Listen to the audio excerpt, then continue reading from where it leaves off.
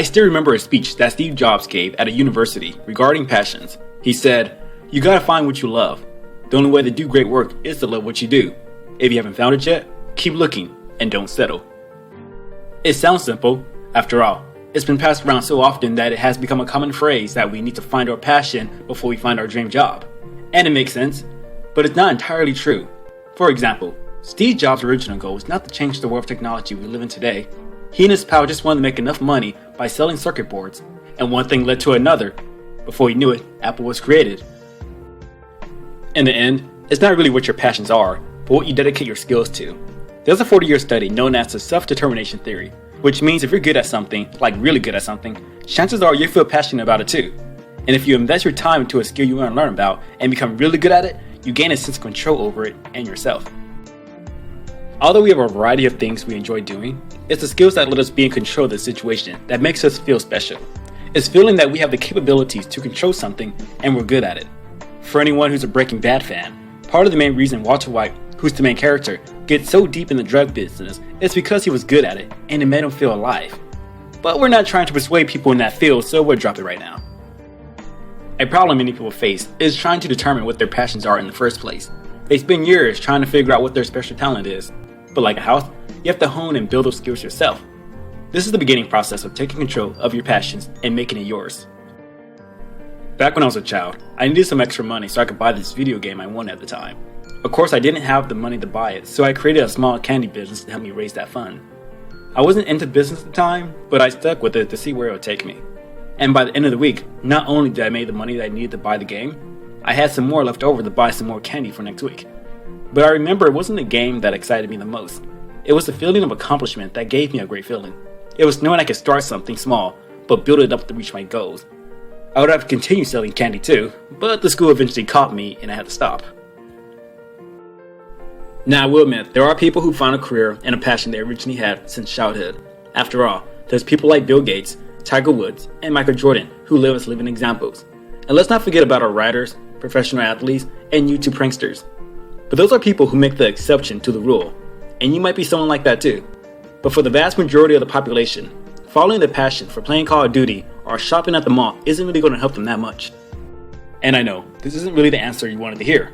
Nobody wants to hear that they can't make a living off of eating food or taking selfies, because it's like being that one party pooper nobody likes. But let's look at this in another way. You can imagine how great it would be to work 3 days a week while playing Call of Duty and drinking Mountain Dew. You can imagine how rich you'd be and how everyone would love you for playing Call of Duty like a boss. You can even think about what the world can offer you because of your passion. Or you could think of it as, what can you offer the world through your passion? If you enjoy playing video games, how can you make other people's lives easier to handle? Maybe you can make video commentaries that are funny and make people laugh. Or maybe you could give tips on how to defeat every camper on site, making their lives a lot easier. Or maybe you could explain the best weapons to use for each map. If you spend your time thinking about what you could get from other people, you spend less time improving your own craft. You think if someone criticizes your work, it must be because of them and not you. It's never your fault. You're perfect. You think less about how you could better everyone's experience but your own. And as a result, you lose people's respect because you're acting selfish and self-centered. If you want a lifestyle of doing what you want, you have to keep in mind what you can offer other people. Keep in mind that no one owes you a great career. You have to earn it by finding ways to improve whatever you're working on every day. Even if you think it's perfect, think of ways of how you could better your audience experience. And this is when there's a time requirement on how many hours you spend on something. Originally, the time principle to become good at anything is to spend 10,000 hours on it. But a TED Talk given by Josh Kaufman explained that it takes just 20 hours to learn the basics to anything. You can decide which one you feel comfortable with. If you want to test out the possible passion, spend at least 20 hours on it before you call it quits. But once you do lock down something you like, you want to invest a crap ton of time into it so you can become a craftsman over it. And the 10,000 hour rule is meant to make you stand out from the other people who only invested 20 hours into it. When Bill Gates started his company, there were people with master's degrees in computer science working for him. But he still outdid them because he already spent 10,000 hours working with computers. Which is why you need to develop a habit of making yourself uncomfortable in a skill that you're learning. Don't always make it easy on yourself because that's what the lazy man does. The reason Bobby Fischer was able to become the best chess player in the world was because he spent countless hours studying every great chess move in history. He learned basic Russian so he could read Russian chess magazines and understand how they played. So develop a habit of being patient with yourself. Every day, people quit something because they're not seeing the results they want. Although my channel doesn't have that many views and my subscriber count is low, I'm still enjoying the process of building something I know can be big. Be patient day by day and learn something new. Every day I'm learning new ways to engage with my audience and how I can make their experience even better than before. Perhaps the greatest idea from this book is the fact you don't have to be a genius or someone with a high IQ to be successful. So long as you put in the hours and dedication to make other people's lives easier with your craft, you will see the light. Every great musician, athlete, and actor knows that it takes deliberate practice than knowledge to get ahead. Most smart people avoid uncomfortable situations like the plague because it puts their intelligence at risk. They hate the thought of failure because it undermines who they are, and that's how the underdog usually rises to the top and how the smart people work for him. Underdogs aren't afraid of failure or getting their hands dirty. They keep moving until they get results. If your goal is to love what you do, you need to determine what you'd be willing to invest a lot of time into. Your passion isn't something you necessarily have to enjoy doing at the beginning. It's the process of seeing yourself improve at something every day and gaining more control over it. Having control is more important than we give ourselves credit for. The more time you spend learning coding, the more it becomes clear and you get more control over it. If you spend time playing a certain sport, you develop a strange love for the game because of your daily improvements. But how do you turn your given passions into a career? A good rule of thumb to go by is to have enough control over your passion to where people will want to buy what you offer them.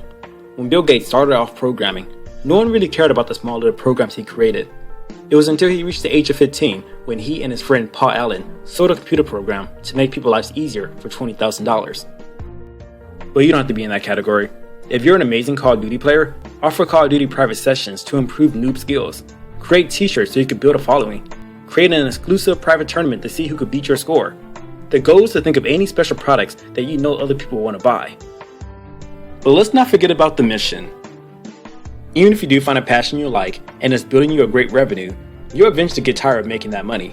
And yes, it is possible to grow bored of making money. Humans are driven creatures who like having a purpose, and working for green pieces of paper that can get us things won't fulfill that hole in our hearts.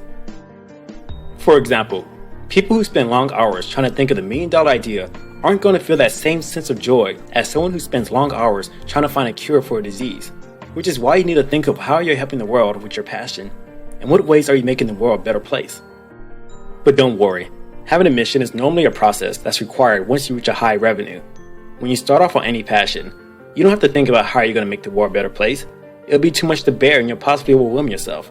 So just focus on starting small and building your way to the top. Think of how you could just make one person's life easier than the day before. And as you build your skills up and gain more followers, you could then think of bigger ideas you could share with the world. And that's So Good They Can't Ignore You by Cal Newport.